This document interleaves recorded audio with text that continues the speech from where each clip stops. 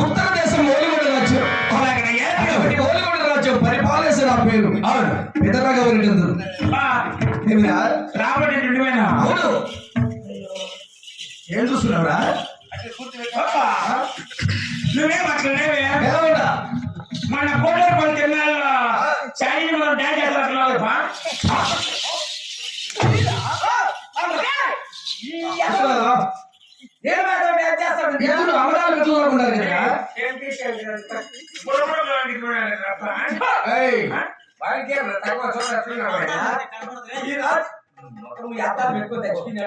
ఇది నా పొరపాటు.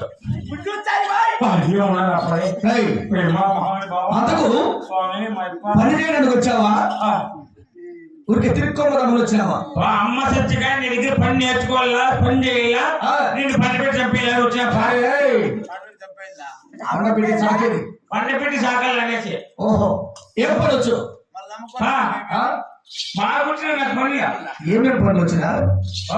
ఏమి గోకులు కడతా, మనకు రుందుతా, ఇంటికాడ కట్లు తెచ్చేస్తా.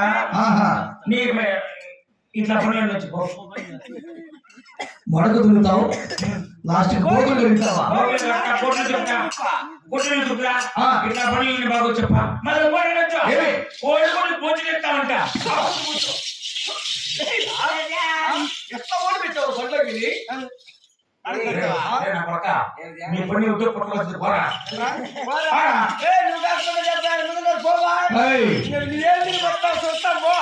నన్ను కానీ మెత్తలు మెట్తో కొడతా నేను. ఇంకా ఇక్కడ పని ఉంది, ఎక్కడ బతుకుంటావు నువ్వు?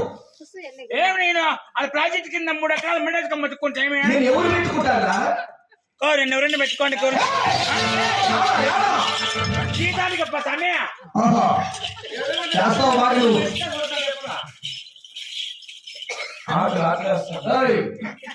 రెడ్డి వారి దగ్గరికి వచ్చినప్పుడు అడగవుగా ఉంటే హాయిగా బెల్లం బిడ్డలతో హాయిగా బతుకోవచ్చు.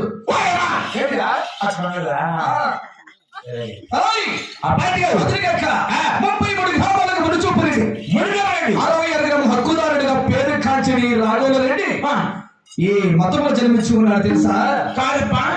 33 గ్రాములుగా పడుకోండి. అవును, 60 గ్రాములు కత్తున్నాడు. ఈ 2 కోల వారం నేల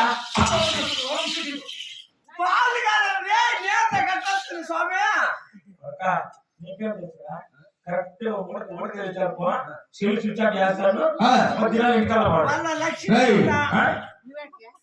మేము వారం చీటలు ఎత్తుకొని ఒకటో వచ్చాక మేము పారిపోతామా? అంతగా మనం బతికేస్తాడు కదా. గ్రూప్ లో తీసుకున్నాను డబ్బులు. మీలాంటి వాళ్ళ దత్తమ్మలకు మేము మీకు సీటీలు ఎత్తిస్తాం. కట్టకపోతే మేము కడతాం.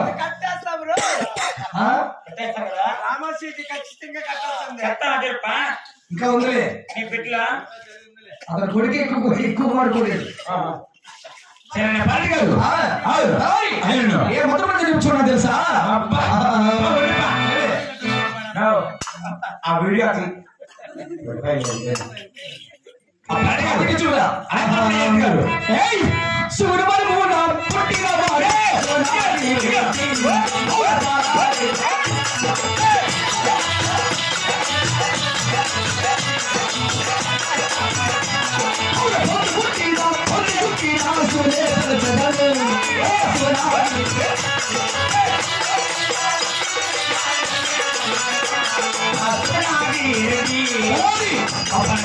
పొద్దు పుట్టిన పొద్దు కుక్కిన శివశివాలంటూ శివుని గురించి శివుని కాపుడం మంచిది. అలాగనే ఏంటి కాదు అదురుగాక నా ఓలిగొండ రాజు పొందిన ఈ రాఘవరెడ్డికి ఉన్నటువంటి సంతాన సౌభాగ్యములు ఆలకించుదురా. అలాగే తెలపండి.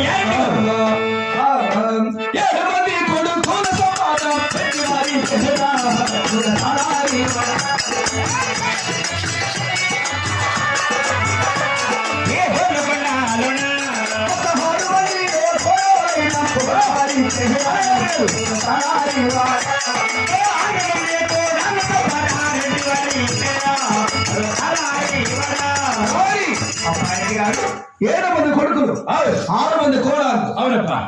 300 మంది చేతిగాపులు, 16 మంది పాడిగాపులు. అలాగే ఏంటి కాదు వీళ్ళందరూ ఎక్కడ వెళ్ళారు తెలుసా? అయ్యో పాప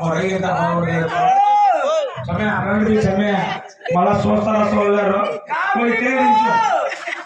సరిపోయింది గంగమ్మకితే ఉండవు మర్చిపో జ్ఞానం చెప్తుంది పొద్దున్నే వచ్చారు అందరికి వరుసగా జ్ఞానం చెప్తుంది